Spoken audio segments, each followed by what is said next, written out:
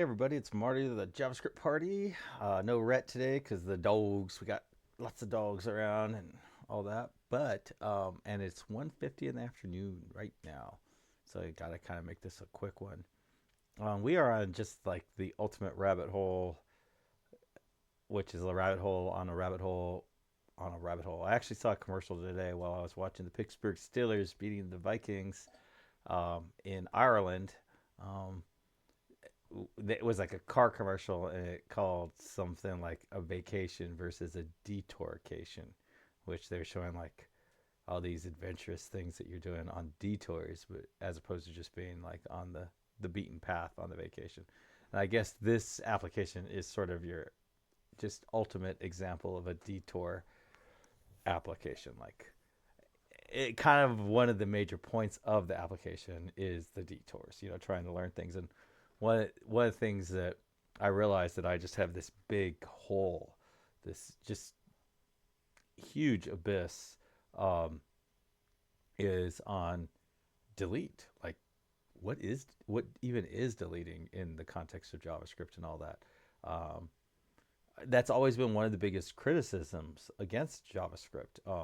From the very very early days, a lot of people thought that JavaScript had no future because you can't do memory management, and I think memory management is like one of the if you turn management from a sort of an abstract concept into an actual practical consideration, one of the practical considerations is deleting. Like, how do you even know you deleted something?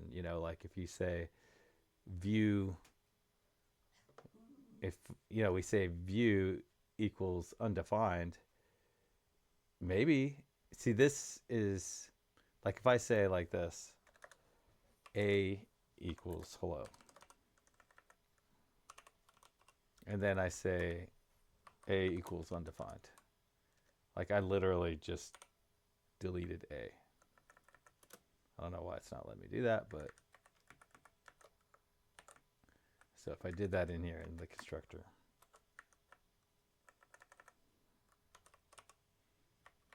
right? So now in this case, we actually have, and I don't know, yeah, it's like saying you can't make that an undefined string or undefined. So technically, I have just deleted a because what I've done behind the scenes is a was pointing at a piece of memory, and then I took a and made it undefined. So then a becomes garbage collected. May or may not become garbage collected, but it becomes um, available for garbage collection. Now, if I say a equals like an object, right? So now it's an object instead of that. And then I say,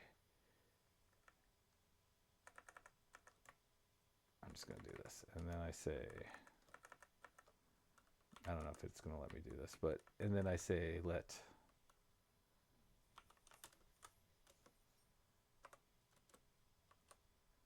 Right, so in this situation, what I have done is I didn't actually assign, technically, I did not assign A to B. What I did was I assigned B to the same place, to the same memory. And then if I say A equals undefined, I didn't delete this object because there's still a reference to this object. Here, let's just, right? So like I didn't actually delete this object. The object still exists because there's still a reference to it. So when the garbage collector comes around, it's going to leave this up there because there's still a reference to it. Now, once the constructor is done and we've left this bracket, then what happens is now the the B will get destroyed because it's no longer in any context. And that is probably the main reason why you shouldn't use VAR anymore. Because VAR doesn't actually do this. What VAR, it doesn't do what you're looking at here. What VAR does is it actually hoists it, and it makes a global variable, um, and I don't know if it's global or if it's just like at the level, but anyways, it's a bad idea to, because you can get some very, very difficult, actually impossible um, to diagnose uh, JavaScript errors um, due to like this hoisting. So, because I know at the very least what that actually does in real life is the compiler comes in and moves this to here, and then makes it like this when you do that. At the very least, that's what it does. Uh, but I think it might actually even go higher than the class. I think it might actually go all the way up to the global level. So that is the thing. Well, so then at some point in my code, I'm like, okay, so I delete. I have like a dictionary, and I delete the value from the dictionary.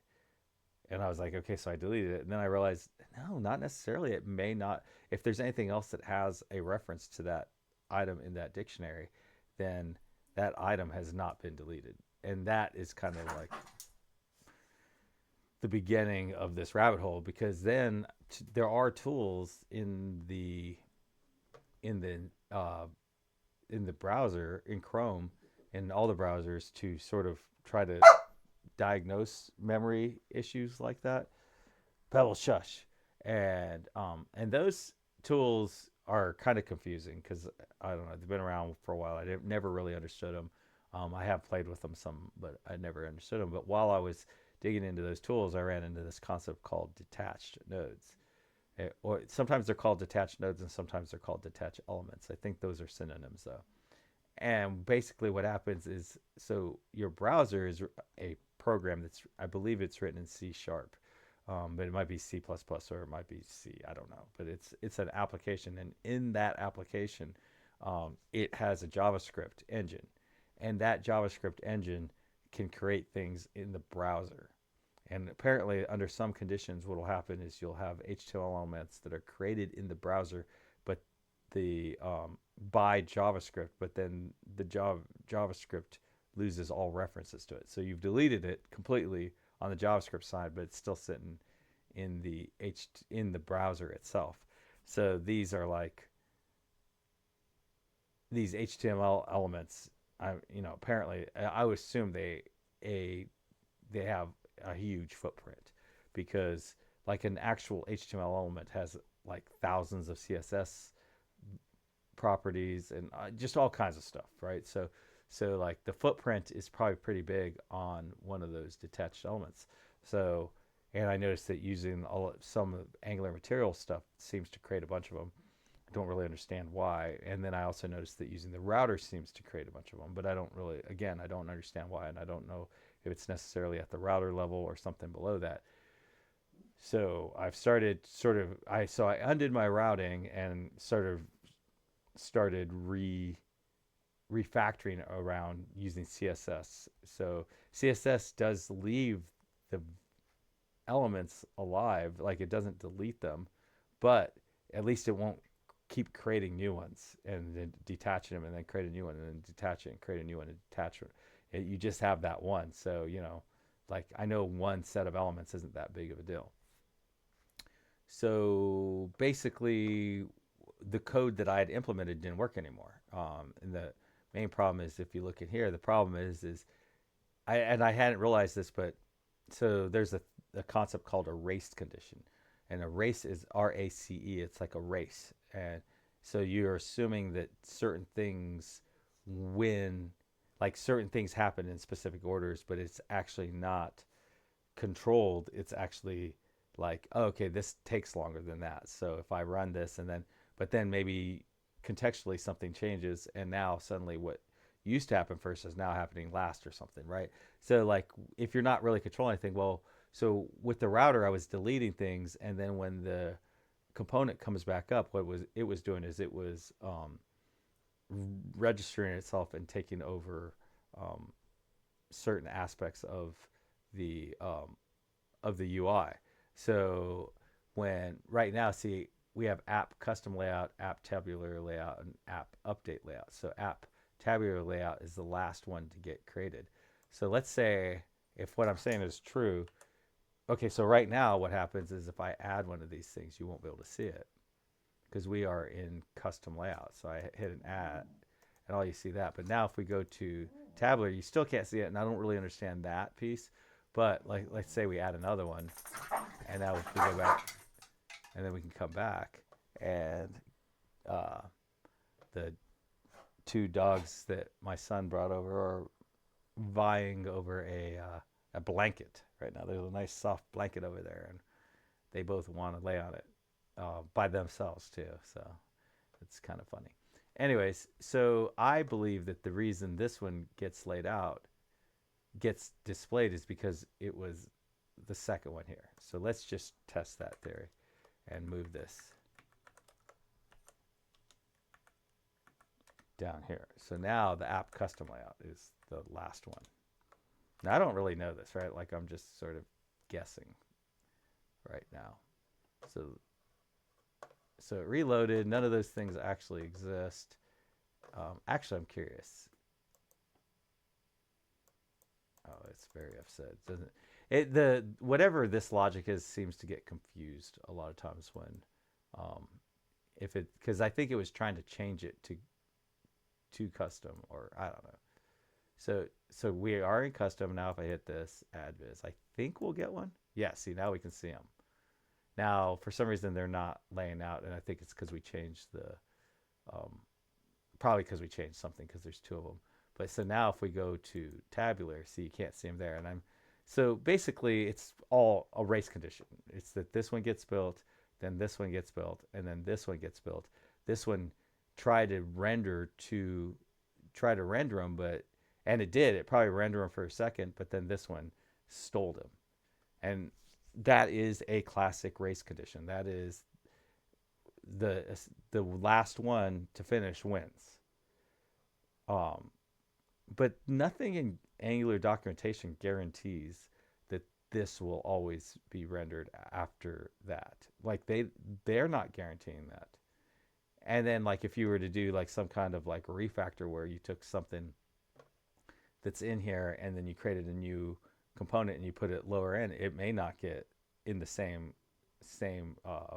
So I unintentionally created a race condition. That's what I'm saying. That's what I did not create and the race condition was completely hidden from me. I didn't experience any bad effects from the race condition because the race condition doesn't, what am I trying to say? The race condition doesn't present. I'm trying to think of the best words.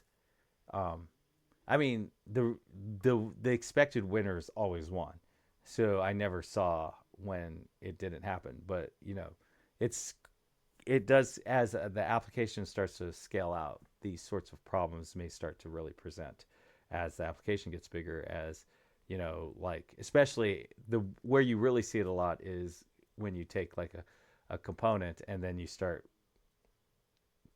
taking pieces of it out and making subcomponents and making subcomponents. That's where you'll start to see those sorts of things. But anyway, so basically, to handle the routing, I added some logic inside of the app component, and then and that was great. But the problem was that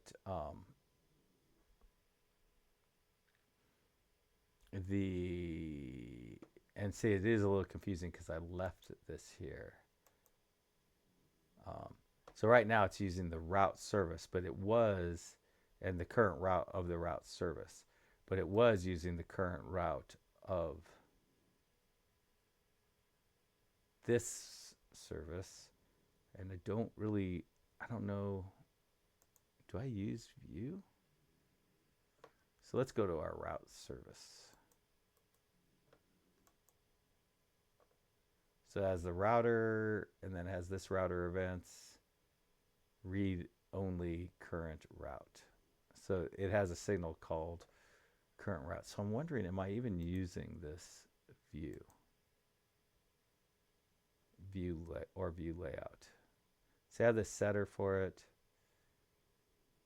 I don't think I'm using that anymore. So let's go ahead and just try commenting that out. You really don't want unused code in here because this shit's complicated enough um, without those changes. Okay, so why are you showing? Did I not? Oh, see, this isn't saved, so it's still the old one where the custom layout was on there. So now, and I am quite confused on why it doesn't render, but all right. So it doesn't look like we're using that code. So I was really about to sabotage the heck out of myself. I believe I can just comment these two out, and all of this logic that does these things um, is now sitting in that service. And the nice thing about that is then what that means is that I can use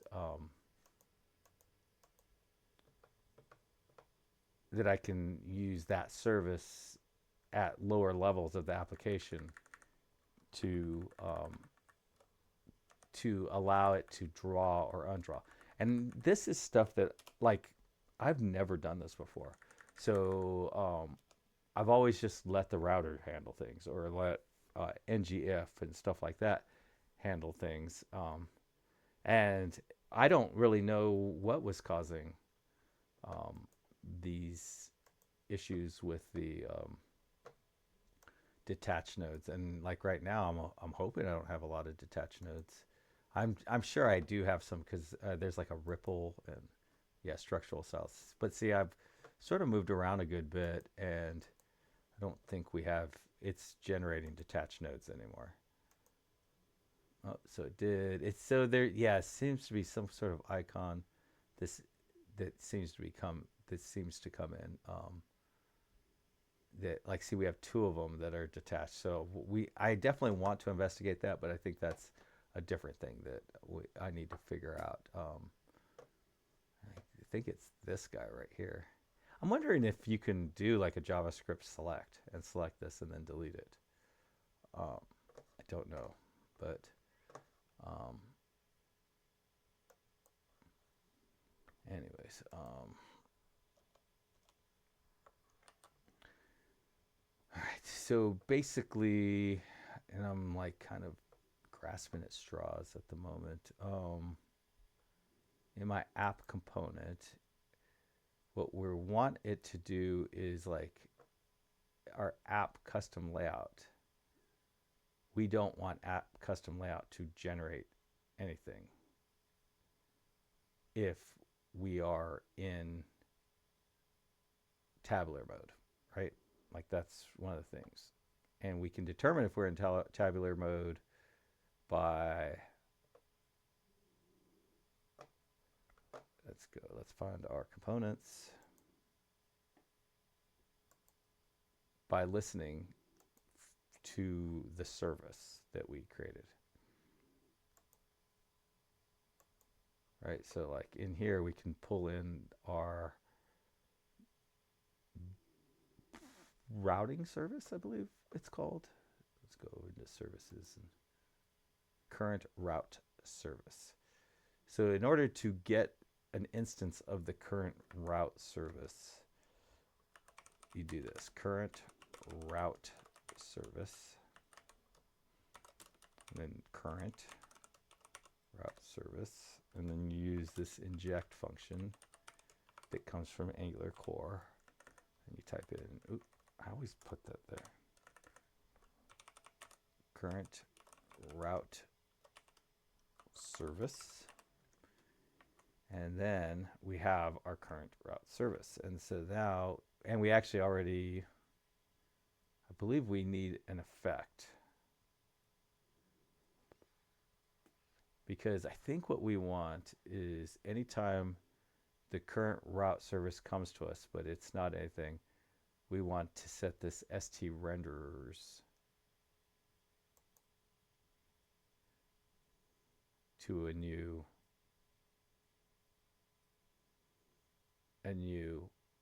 function and a new set of arrays. And we want it to be a new, like, update service. So viz count st render. So I set it to that signal. And so I feel like at the, like, okay, so I think Angular, they're ahead of, they are at the front. They are the lead dogs, right? They are the dogs that are way up there. They're trying to implement these things in thousands, literally thousands of applications. They know problems that I haven't even, like, they are intimately aware of problems that I haven't even dreamt of yet. I got to believe that when they decided to implement this signals API, that one of the things that they were very, very aware of was memory leaks and trying to not have a memory leak. So I like how I did this. I like how I said st renders is equal to renders signals. I don't know if that was a good idea though, because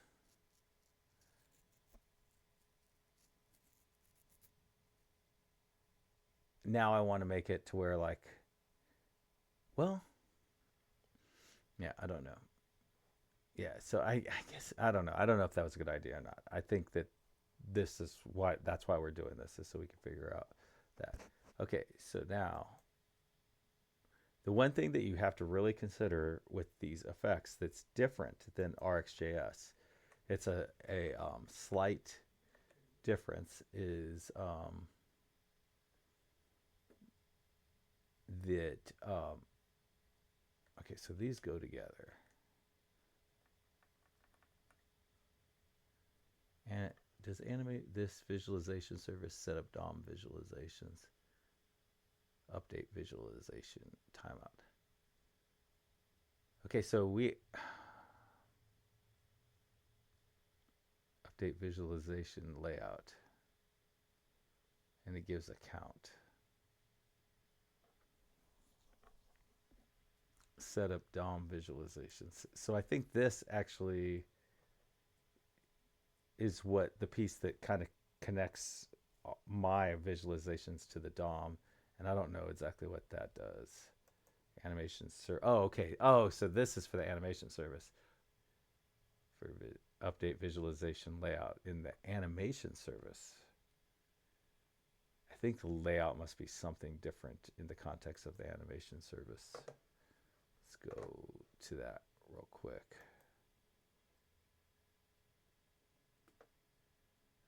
Okay, so all this does is set something to true or false.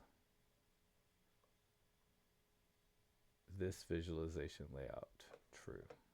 I don't know what that's for.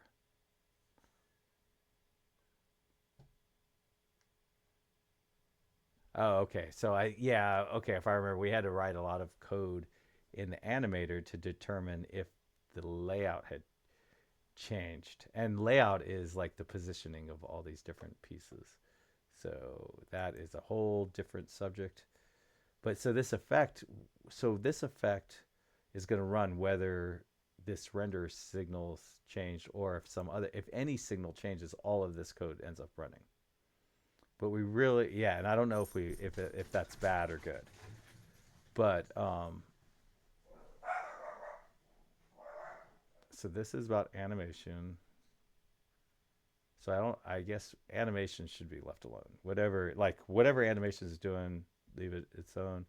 This is what's setting the renderer, which it's like sometimes the renderers should be whatever's in the renderer signal, but sometimes the renderer should be empty, right? So if we're in, this is for custom only, so this is for this view. If we're here, if we're in this view, we shouldn't show, we shouldn't render anything unless um unless we're it, well, if we're in this view, then it should be this. It should be whatever the signal is. But if we're not in this view, it should be an empty array. All right, so basically, I guess it's good to do that. st renders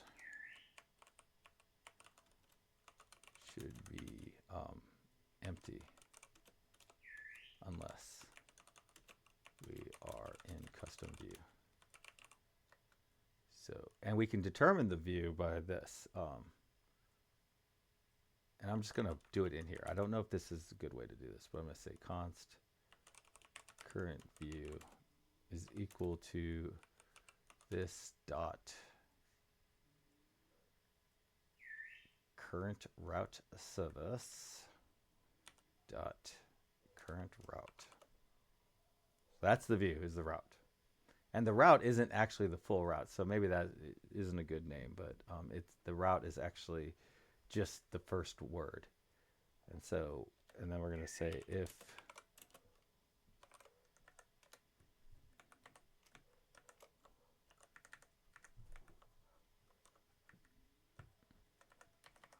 so if the current view is equal to, and see, this is kind of like it would be nice if we limited what the current view could be. Um, you know, I don't really like coding to something like that unless I know, unless there's like a limit of what the possibilities are, because I think it does help for finding bugs and refactoring else. But let's just do this for the moment. So I don't know if this is going to help or not, but I do know that it's what we need. So there is that. So basically, if it's that, and I don't know if this is going to end up creating detached views or memory leaks or anything like that. I'm hoping that as we dig in, we'll find more of these sorts of situations. And I kind of wish I'd have done the other one first, because the tabular one is actually already working. But so st renders at this point, I think is, oh, we are in custom. So that's exactly what we would expect to happen. See, so it's exactly the same thing. Nothing different happened because of this. All right, so current view. Okay, so right now we have 3 view types, right? We have current, custom. We have custom, tabular, and update.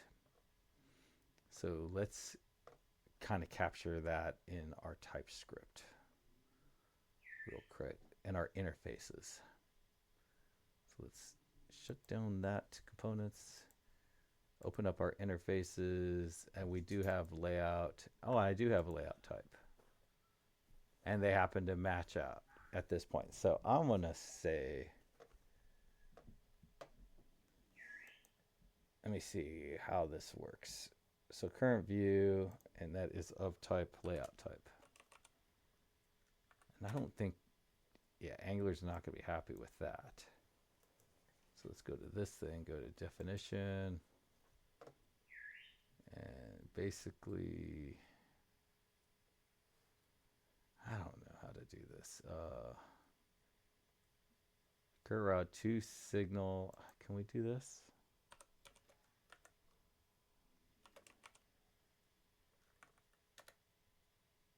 No. I don't know exactly how to do this. And then this is a signal, so it's, is it like this? Signal. I'm just grasping at straws right now. Signal. Can you do that? Maybe I need to pull this in. This, yeah, signal would be an Angular core thing. Yeah, I don't know why. Oh, and I guess we're supposed to say, and that makes that a generic.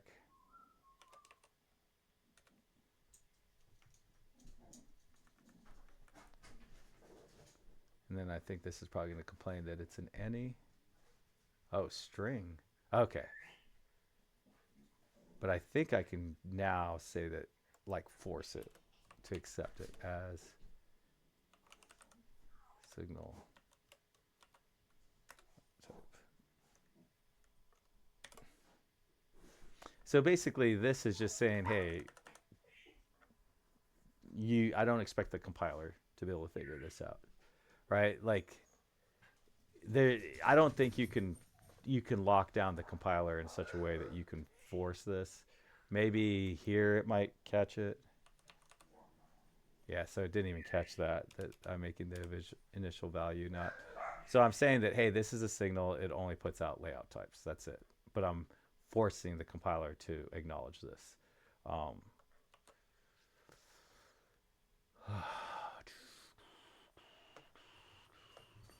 So at this point, I can't think of any way that we can test this code that we just did. So we have to sort of just kind of move forward as if it works, which is, pretty typical, I think, but not how I like doing it. I like to be able to test things as I go.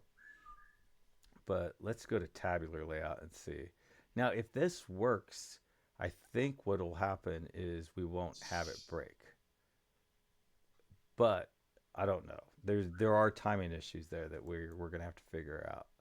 So custom may work, and then as I swap around, everything might just start working again. Um, and sometimes you're just coding that way, like you just don't know exactly how it works. All right, so this is basically the exact same code, and I believe we could probably just copy everything over. So first things first, let's go ahead and get our current route service.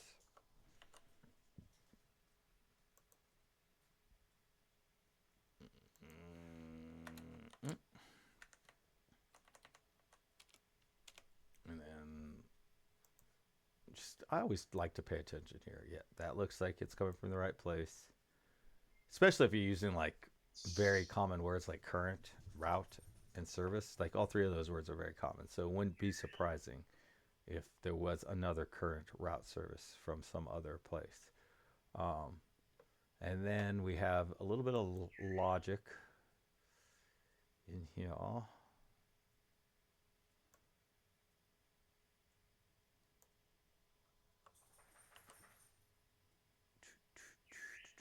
So as you see, like this signal there's all kinds of references to this signal all over the place. I think I want to copy that comment too.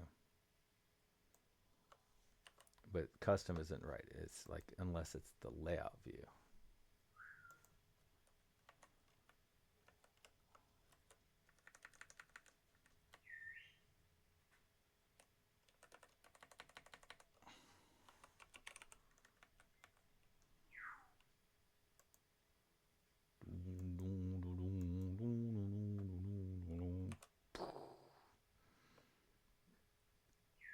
Okay, so I guess this is the good time to look at F12 at our console. Just make sure nothing screwy is going on in there.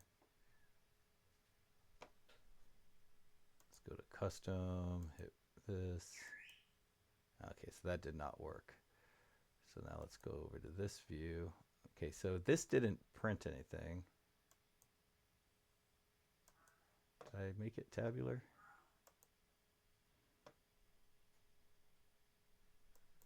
Silly goose.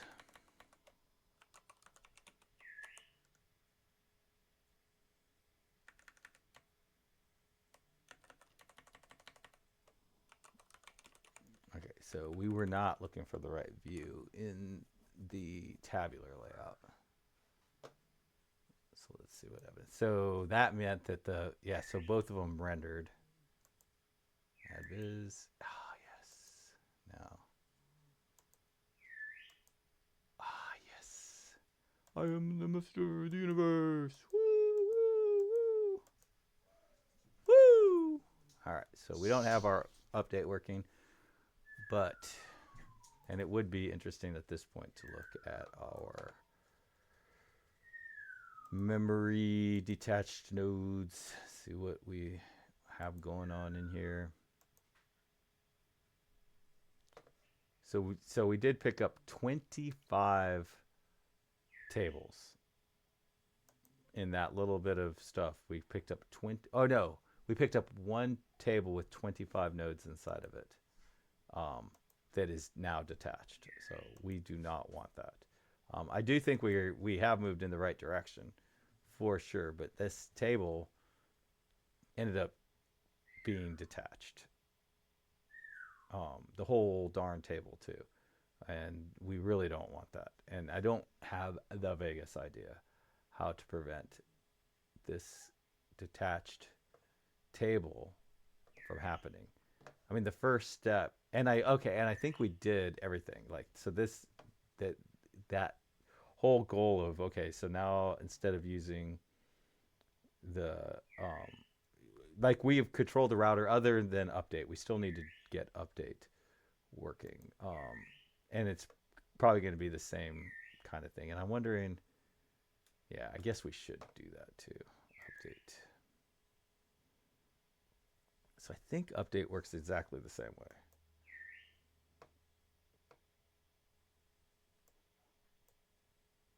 So we only want. So this one's a little different because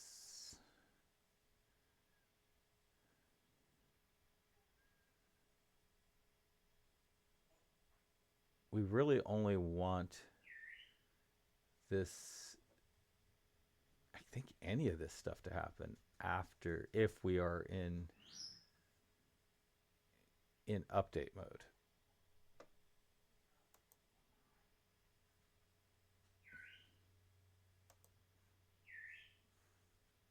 So this is all stuff that happens on.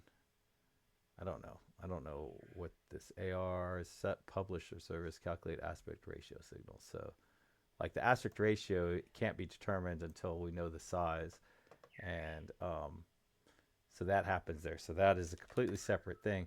Now that is going to get calculated every time any signal fires. So you have to make sure that it's okay for it to run even when nothing has changed, and that should be pretty painless, right? Like just setting these values um, should be pretty light. But so let's just try that. It'd be kind of nice before we start digging into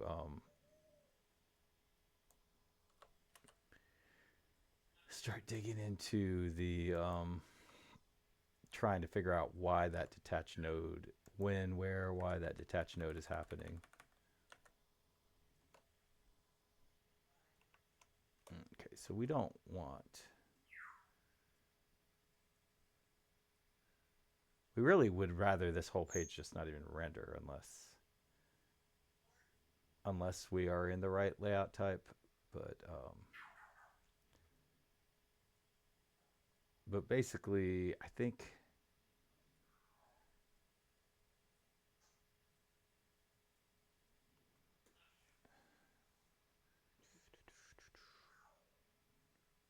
it's like almost like we okay. So if the current route, if it's the right route, that's when we want to assign this ID.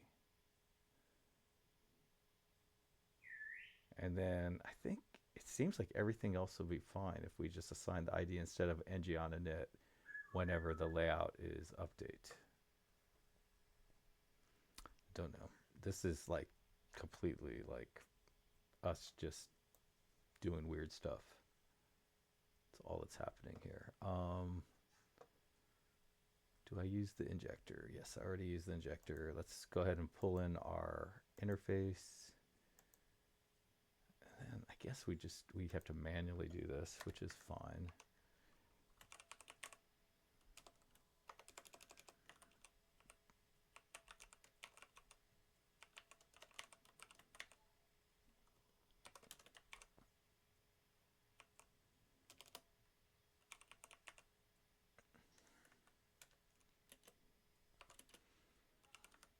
Inject current route service. And so that time it did an automatic, like I did not have current route service imported. So anytime it automatically imports it like this, I always go take a look. Because I have seen the one you see it a lot is with route and it pulling something from node in. You'll see that a lot. Okay, so we do not have um,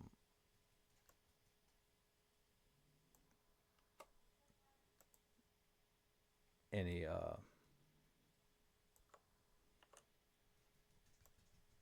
that array does not even exist. And Control X, Control V.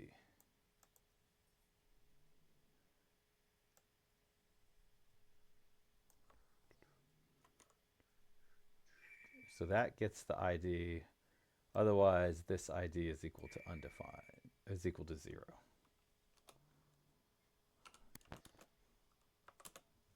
So basically, it's going to get the route or it's going to set it to 0. Now, I don't think we only want to run this code if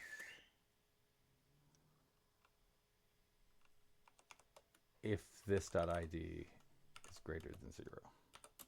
Right? We don't really want to run this whole thing. ng after view and I don't like, and I don't even think that's right. I think we want to do this. This is not the right. I don't think this is the right lifecycle hook. I think there's another lifecycle hook which always runs, but I also think actually I think we should just make this a function and not have it as a hook. Let's see. So basically what this does is this offset width, this view height. So this just sets the view height and the view width. And finalize initialization. Okay. Show. No, process viz.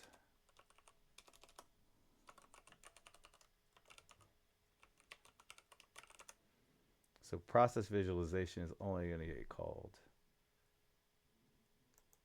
if at this point. I don't know if this is going to work or not, but I think it's in the right direction. And all of this literally may be for naught. Like we may still have all the same issues. But we have to try. Okay, and then we don't want to implement either of these anymore. So basically the idea was before was that the router wouldn't even attempt to show the component unless the route was unless it was the right route. So it was handling all kinds of logic for us that is no longer being handled. Okay. So there is nothing for it to show. So that would be a problem. So custom add boom and update. No luck. Do we have any console errors? No console errors, I don't think. Go back to here, here, here. Okay, so, oh, we did it again. We did it again, fellas.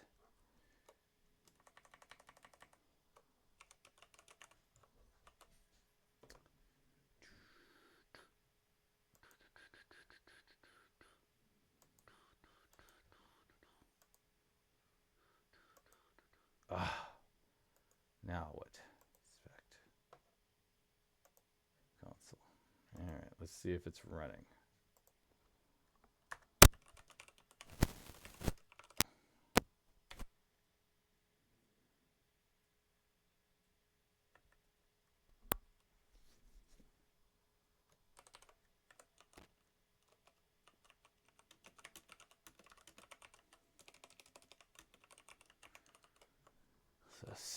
And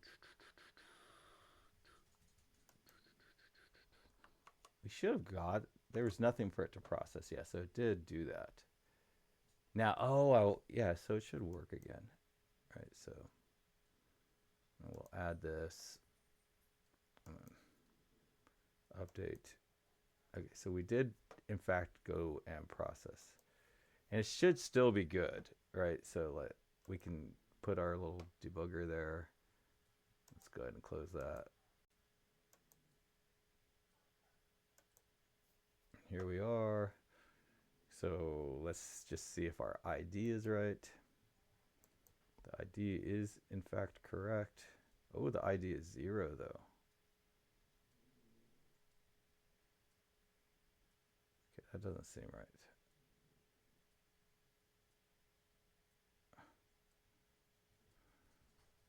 So it's supposed to be in params. Sometimes this is a lot easier. This route snapshot params, which is an object. And I think, unfortunately, it's not showing anything. It is ID, right? So I don't know why, but that just doesn't seem to be working.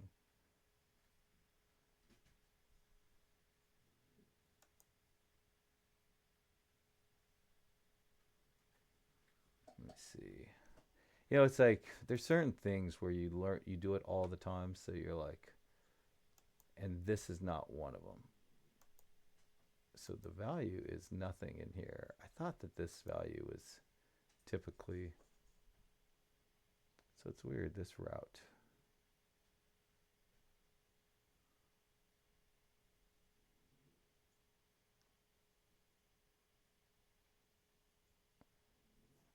So like theoretically we can do this.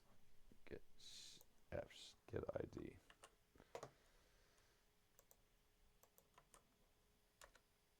So that's null for some reason.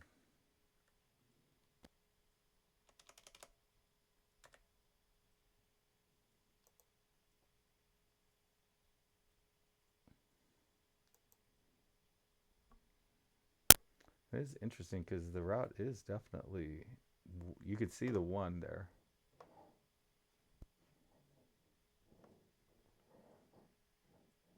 I don't really quite understand why.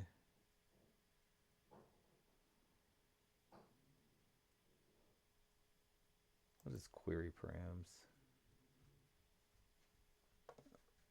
Okay. Let's try ChatGPT.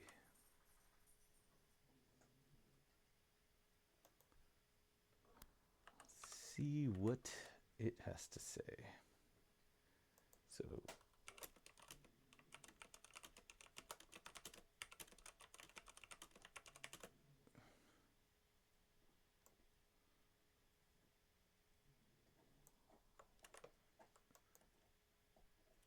oh, I wonder. Oh, okay. So in our router,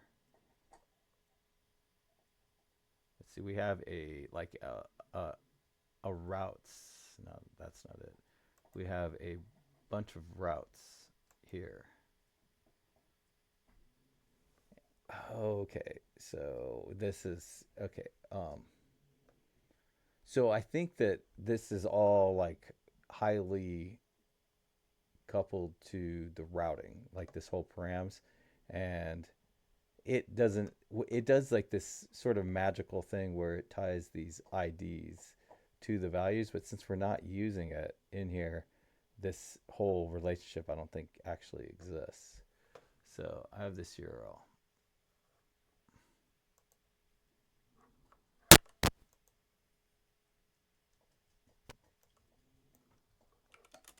Angular 20 application.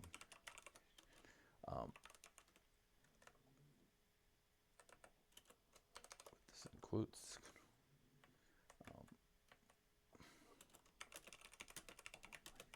Get the 1.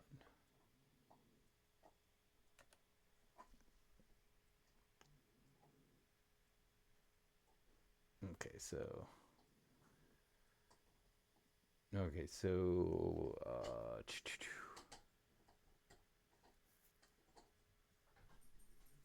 so that would work, and that's what we used to have.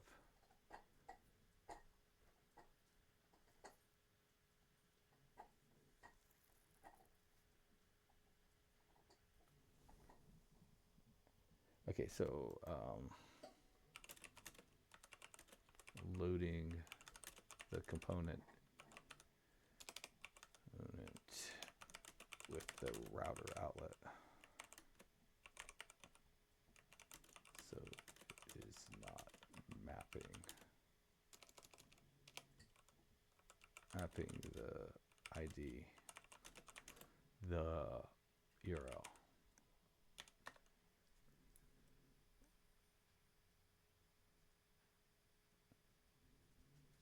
So we can get it there. A safer way is to use, I guess, this. So we could do that. We could use that. And it looks like this is probably what we want to do.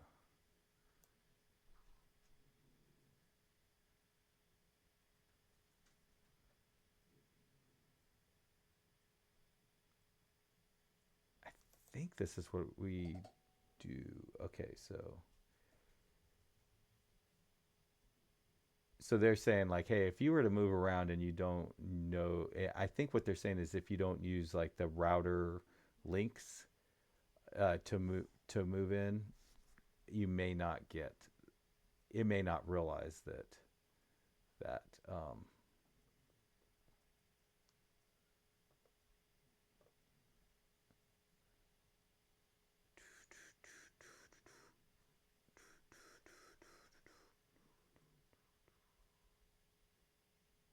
Okay, so I think what I want is this. And basically, I don't really care when, like, I'm not worried about like getting the ID when the route changes. I'm worried about getting it when the view changes, the layout type changes. So so I already have a signal that's listening for the view changes, and the way I'm doing that is by with the layout changes. So I feel like this is the right way to do this.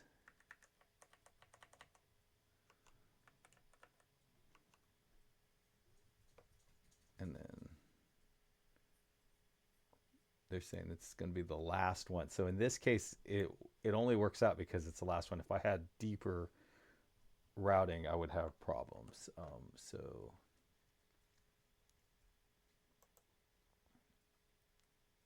So I think what I want to do is this dot ID, and I think it's probably by definition a string. So I think I need to coerce it into being a number.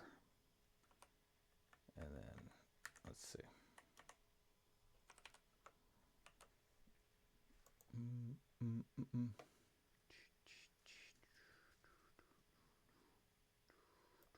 So something broke. So it did not like that. And it might be, yeah, I don't know. It could be it's such a pain because sometimes it's, oh, so it looked like it was actually stopped. And that was a silly rabbit on my part. So it definitely it created a whole thing, a whole SVG in there, but it did not actually, there wasn't one to actually render. So adviz.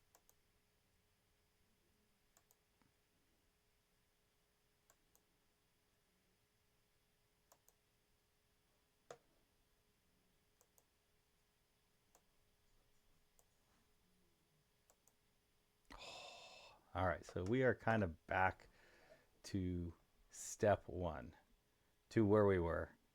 And just as a reminder, like what happened before is um, I noticed that when we come back to here, this is the beginning of this rabbit hole that feels like a million years ago.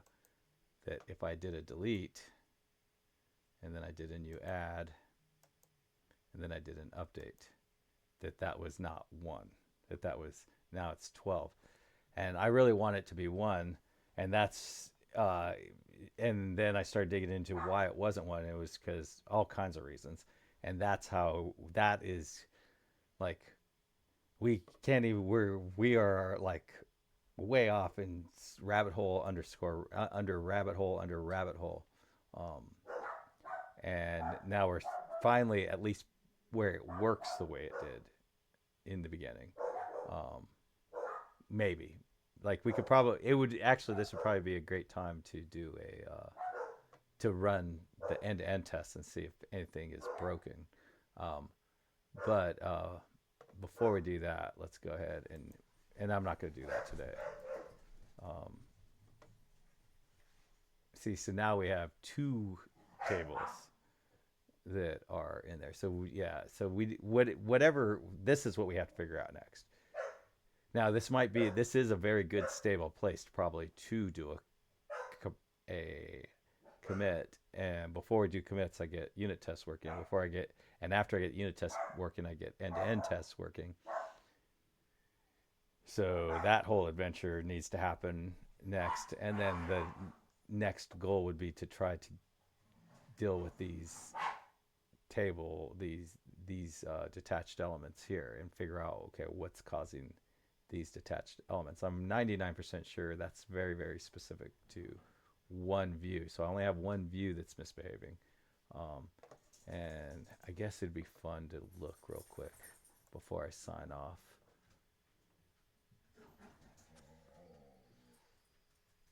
So that is so fascinating. So basically, I felt like if I pull, I don't know why I have the table. So this table is silly. It should not be inside of there.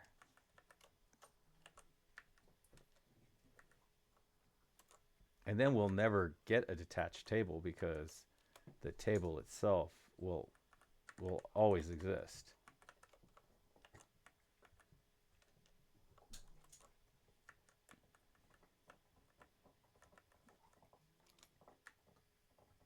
That's so funny. I was totally planning to log off before, but this is just such an obvious thing to fix.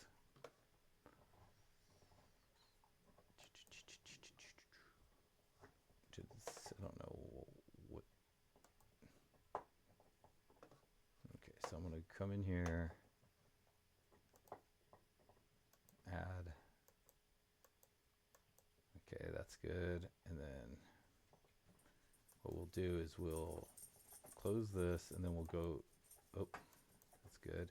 I'm curious if we ended up picking up some, oh, did not want to print. F12.